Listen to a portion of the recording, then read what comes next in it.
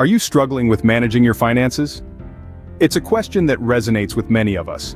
Keeping a handle on our money can sometimes feel like trying to hold water in a sieve. But fear not. There's a simple, effective strategy that can help you take control. It's called the 50-30-20 budget rule, a method that can guide you toward financial balance and stability. Intrigued? Stay tuned to understand how the 50-30-20 rule can revolutionize your financial life. So what exactly is the 50-30-20 budget rule, you may ask? Well, it's a simple yet effective budgeting principle that can help you manage your finances and work towards your financial goals. It's all about breaking down your after-tax income into three categories: needs, wants, and savings or debt repayment. Let's start with the first category, needs. These are your essential expenses, the things you absolutely cannot do without. This includes your rent or mortgage, groceries, utilities, health insurance, car payments, and so on. The rule suggests that 50% of your income should be allocated to these needs. This is the base of your budget, the non-negotiables. Next up, we have wants. Wants are the non-essentials, the things that make life more enjoyable but aren't strictly necessary. Think dining out, going to the movies, that new pair of shoes you've been eyeing, or your Netflix subscription. These are allocated 30% of your income. The beauty of this category is that it recognizes that it's okay to spend money on the things you enjoy, as long as it's done responsibly and within your budget. The final category is savings or debt repayment, and this should make up 20% of your income. This can include contributions to your retirement fund, an emergency savings account, paying off credit card debt, or making extra payments on your mortgage. This category is all about securing your financial future and ensuring you're prepared for any unexpected expenses that might come your way. So to sum up, the 50-30-20 rule is about dividing your income into three categories: needs taking up 50%, wants making up 30%, and savings or debt repayment filling the remaining 20%. It's a straightforward, user-friendly approach to budgeting that provides a clear framework for managing your money. But remember, every person's financial situation is different. The 50-30-20 rule is a guide, not a strict law. It's flexible and can be adjusted to fit your individual circumstances. Now that we understand the rule, let's explore its benefits and challenges. Why should you consider using the 50-30-20 rule? Well, there are several reasons. Firstly, the 50-30-20 rule simplifies budgeting. It breaks down your income into three easy-to-understand categories: needs, wants, and savings or debt repayment. This means you don't have to track every single penny, which can be tedious and overwhelming. Instead, you focus on these three categories, making budgeting less of a chore and more of a manageable task. Secondly, it helps achieve financial balance. By allocating specific percentages of your income to different areas, you ensure that all your financial bases are covered. 50% for needs guarantees that essential expenses like housing, groceries, and utilities are taken care of. 30% for wants allows you to enjoy life and indulge in things you love without feeling guilty or going overboard. And 20% for savings or debt repayment ensures that you are taking steps towards financial security and freedom. Thirdly, this rule can help you reach your saving goals. Whether you are saving for retirement, a down payment on a house, or an emergency fund, the 20% allocation to savings can get you there. It ensures that saving is not an afterthought, but a priority. However, the 50-30-20 rule is not without its challenges. It might not work perfectly for everyone. For instance, if you live in a high-cost area, you might find that your needs take up more than 50% of your income. Similarly, if you have a lot of debt, you might need to allocate more than 20% towards debt repayment. In such cases, you might need to adjust the percentages to fit your specific situation. Another challenge is that it requires discipline and commitment. It's easy to overspend on wants and neglect needs or savings. But remember, this rule is a guideline, not a strict law. The key is to strive for balance and make adjustments as needed.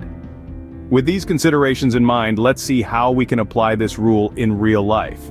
How can you implement the 50-30-20 rule in your daily life? You might wonder. Well, it's time to dive into some practical applications of this budgeting rule. Let's start with a hypothetical example.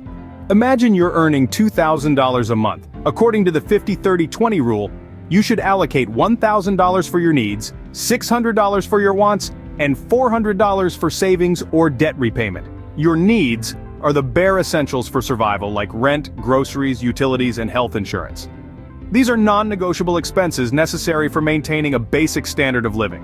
If you're spending more than 50% of your income on these needs, then you may need to consider ways to cut back or increase your income. Next, let's talk about wants. These are the extras, the indulgences that make life more enjoyable, but aren't essential for survival. This could be dining out, entertainment, new clothes, or even that fancy latte you love. Finally, the last 20% of your income should be dedicated to savings or paying off debts. This could be anything from building an emergency fund, saving for retirement, or paying off credit card debts or student loans. Now, tracking all these expenses might seem daunting, but worry not. There are plenty of tools available to help you manage your budget. You can use budgeting apps that automatically categorize your spending, or even a simple spreadsheet can do the trick. Remember, the key is to be consistent. When you first start, you might find that your actual spending doesn't align perfectly with the 50-30-20 rule. That's okay. The purpose of this rule is to provide a guideline, a starting point. Over time, as you gain more control over your finances, you'll be able to adjust your spending to better fit this model. And don't forget about discipline. It might be tempting to dip into your savings for an impulsive purchase, but try to resist.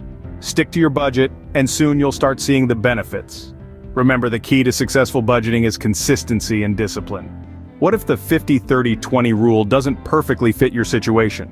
You might ask yourself this question, especially if you're grappling with unique financial circumstances. But don't worry, this rule isn't set in stone. It's more of a flexible guideline that you can tailor to your needs. Let's say you live in a high-cost area, where rent or mortgage payments eat up more than half of your income. In this case, you might need to adjust your needs category to a higher percentage, maybe 60% or even 70%. The trick is to make corresponding reductions in your wants category to maintain the balance. Or perhaps you're dealing with significant student loans, and the 20% savings and debt repayment portion isn't cutting it.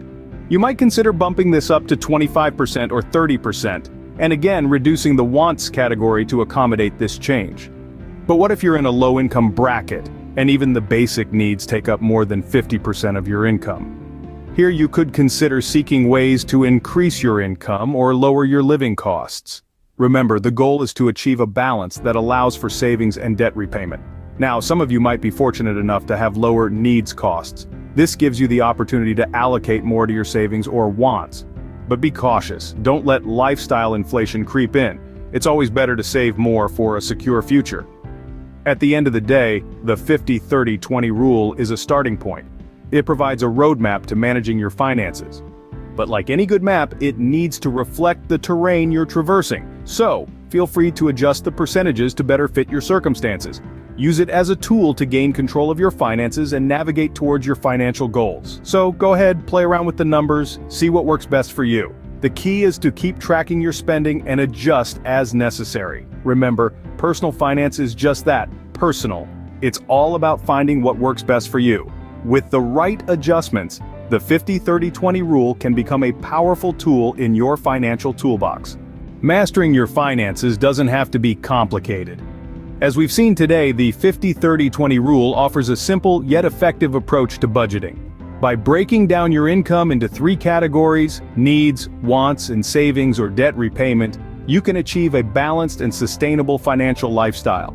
We've explored how this rule can help you meet your saving goals and provide a clear picture of where your money is going. However, remember that it's not a one-size-fits-all solution. Depending on your personal circumstances, you may need to adjust the percentages to better fit your lifestyle and financial obligations. Perhaps the greatest strength of the 50-30-20 rule is its flexibility. By tailoring it to your individual needs, you can create a budget that truly works for you. Whether you're living in a high-cost area or dealing with student loans, you have the freedom to modify the rule to suit your situation. Now it's your turn. Start implementing the 50-30-20 rule in your own life. Use budgeting apps or spreadsheets to track your expenses and adjust your spending as necessary. It may take some time to get used to this new budgeting strategy, but with patience and perseverance, you'll start to see the benefits. Before we wrap up, I'd like to point you towards our upcoming video on overspending. It's a great resource for anyone looking to further improve their financial habits. Remember, the first step towards financial freedom is taking control. Start today with the 50-30-20 rule. And don't forget to subscribe for more financial wisdom